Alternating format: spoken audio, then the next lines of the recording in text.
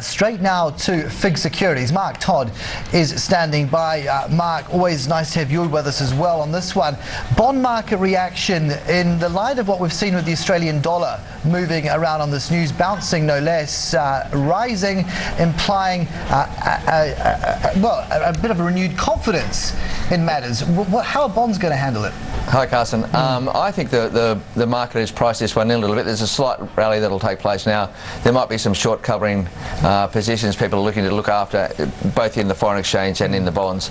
But I think the market is not as aggressive in its expectations of the rate hike. I think they're, over the course of the last week or so, they've started to get a lot more nervous about the timing of the rate hike. Well, what is it going to come down to? We're getting a slew of underlying numbers today which look nice and, well, in the sweet spot, you might say. CapEx powering ahead, 2.4% firmer in the quarter. Wages, surprising. I guess, perhaps a bugbear for the Reserve Bank. Is that the number to really now watch? I think it's all right. We have said for a while now it's all around the confidence issue of the consumer. I think the Reserve is been very clear. It said as they continue to save and as the consumer is continuing to be cautious, they will delay as long as possible. And they're actually being very diligent in the way they're going through this, and they're saying they expect at the end of the year they might have to act. Other people are arguing now saying it's going earlier, but in my view I think they're looking at the end of the year. They'll look as late as possible. The last rate rise in November had an effect, so I don't feel they've got many bullets in the gun, so they want to use it judiciously. You're right, it had an effect in some parts of the economy, but it did nothing, did it, to slow down the mining boom. And this is again where the CapEx numbers are showing really the greatest lift. Absolutely, and I think you need to think about that mining boom in its ability to cross the country.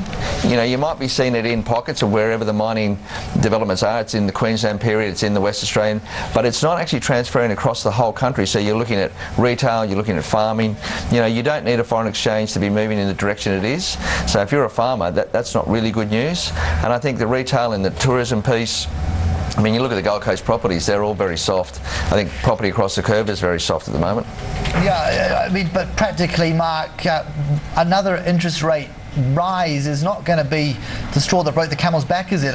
We cannot hold the Reserve Bank accountable for that. No, I don't think we're doing that. I think the Reserve is saying that its 25 basis point movement will have a significant effect, having got the experience in November. So it's saying that there's a very deep, cautious atmosphere around everywhere. So there's a lack of confidence in everything we're seeing. The credit growth isn't the standards that it was a year ago. So while there's that cautious effect, you put 25 basis points on top of it, it just compiles that. It just makes it harder. Right, so you're saying you'll be lucky to see one this side of Christmas? My view is that it'll be at the end of the year. All right, Mark Todd, views on that one. Thank you so much from FIIG Securities.